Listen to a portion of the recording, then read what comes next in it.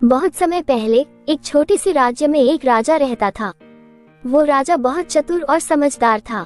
उसकी बुद्धिमानी के चर्चे दूर दूर तक फैले हुए थे।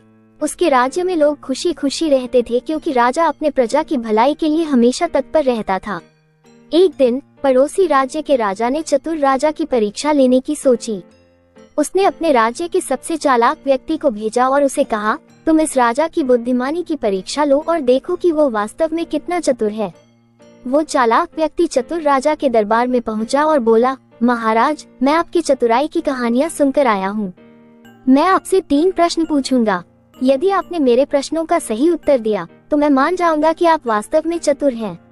राजा ने मुस्कुराते हुए कहा, पूछो, क्या प्रश्न है तुम्हारे? पहला प्रश्न था, सबसे तेज चीज क्या है? राजा ने उत्तर दिया, विचार सबसे तेज होता है क्योंकि यह एक ही क्षण में कहीं भी पहुंच सकता है। दूसरा प्रश्न था, सबसे हल्की चीज क्या है? राजा ने उत्तर दिया, नींद सबसे हल्की होती है क्योंकि यह बिना किसी प्रयास के आती है। तीसरा प्रश्न था, सबसे कीमती चीज क्या है? राजा ने कहा, समय सबसे कीमती होता है क्योंकि यह एक बार चला जाए तो फिर कभी लौटकर नहीं आता।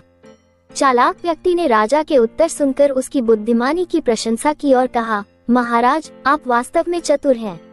मैं आपकी बुद्धिमानी का कायल हो गया हूँ।